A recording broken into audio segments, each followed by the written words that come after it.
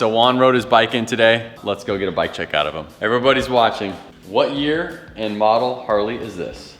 This is my 2012 Dyna Street Bob. And are you the original owner? I am not. I picked this bike up from Vance & Hines. I used to work there for about 7 years, and I got the opportunity to buy it from the company. I've seen Juan ride this bike we were in Death Valley. One of our buddies ended up actually rear-ending him, blew out his wheel, left passenger peg, broke into his primary. He finished the ride with no oil in his primary, probably another 50 miles. His rim was badly bent, but luckily it was a spoked wheel, so the air pressure kept up because there was a tube in there. He's still riding on that same clutch that he basically fried on that last trip. I know that because he's always making excuses, his clutch, why he can't wheelie. Tell everybody kind of about your bike a little bit. So basically, you have a black Street Bob, you got the goofy fender year that we always make fun of, you've done some great trips on it. It's a badass bike. Yeah, so prototype fork brace. It's the billet aluminum chrome. We wanted to do something to tighten up the front end a little bit. We didn't have an offering there, so we hit the ground running with this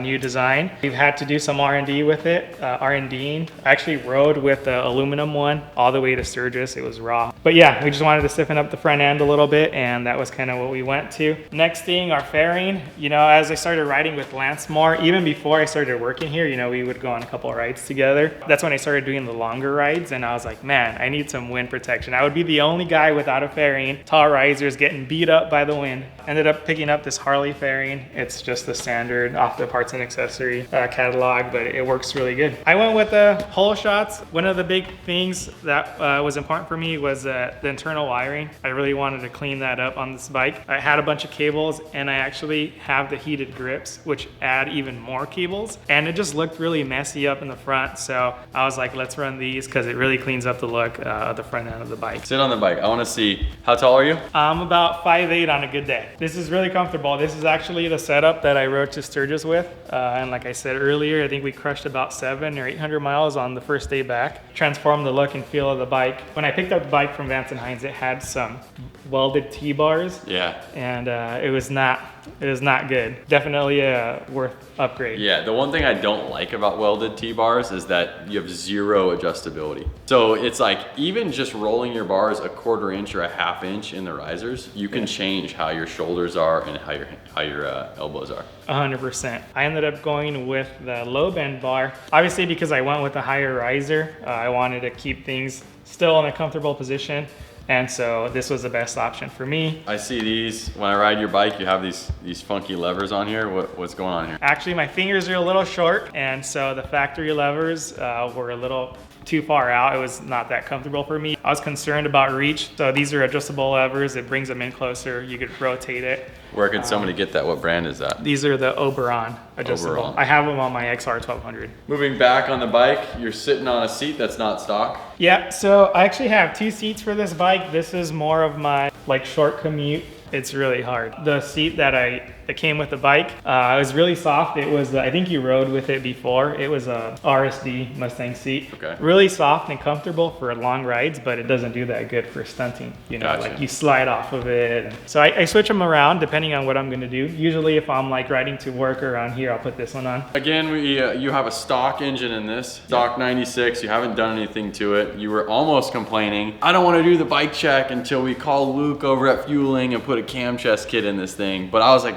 we'll film that on the next one. So it's a stock 96, probably a little tired.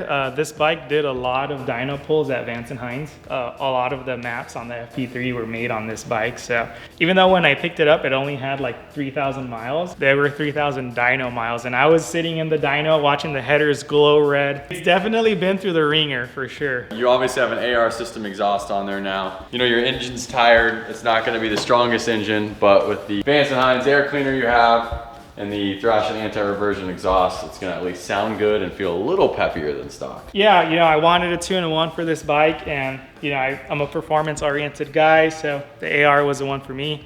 I actually ended up going with the 1961 baffle, which is our biggest baffle. That's gonna give me room to grow when I do put the cams, or if I do end up going like bigger displacement. So it sounds really good, performs good, and it's gonna allow me to grow into it. You had a big part in designing the militants and the burnout pegs. As well as on this side of the bike, you had a big part in designing the shift arm and the linkage. Why don't you kind of give us a walkthrough on your foot controls? Yeah, so for foot controls, you know, I wanted something that had a little more surface area that like would support my feet more versus like the round peg. That was factory, so the militant was a good option for me. It's really grippy, but it also provides a lot of support.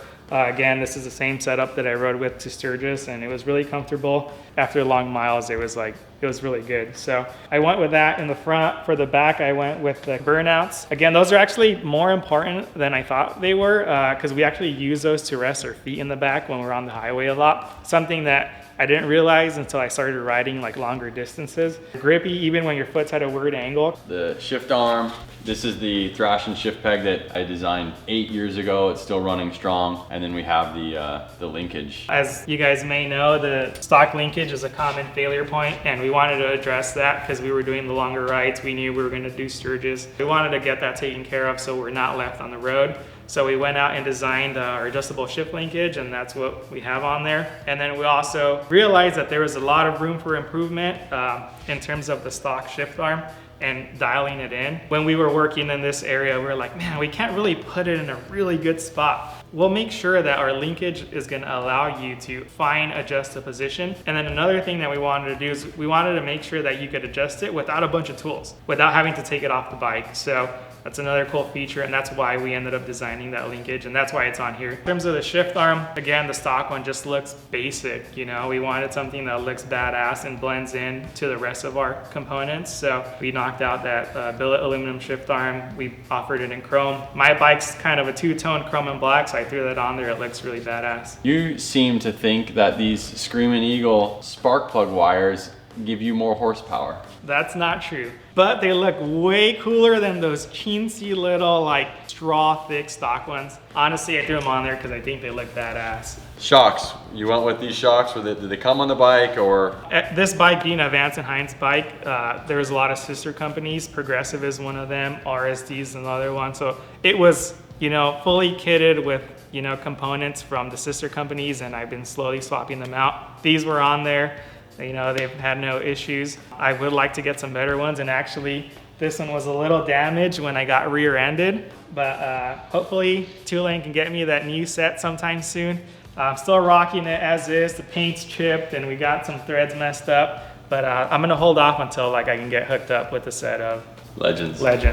A new wheel. I remember your rim, it was on the left side, but your rim was bent out here. You could see the tube. When we got to the hotel, we went out, had a couple drinks. It was late that night. It was the funniest thing. We found a construction guy in the bar who had a sledgehammer in his truck. We were using a sledgehammer to try to get it straight. We were freaking hammering, and then some guy comes out pissed as fuck. He's like, shut up. You have the goofy taillight fender situation. You said something about it when we got here this morning. I want to replace, I want to do the longer fender. Everyone hates on the chode taillight. I think it's rad, it's different, but I will probably end up going to the longer fender and the other taillight and clean up the look of the bike. You bought this bike, you said, with 3,000 dyno miles. How many have you put on it? Let's see. So now your bike says 18,863 miles. So you've put about 15,000 plus miles on it. And how many years have you owned this bike? I got it in 2019, I believe. And then I didn't really start heavily riding it till like the year after that. So 2020, so in a year and a half, 2 years, you've put about 15,000 miles on it. Not too bad. Well, Juan, thanks for showing us your bike. Thank you guys for watching. Hope you guys enjoyed. Stay tuned for the next one.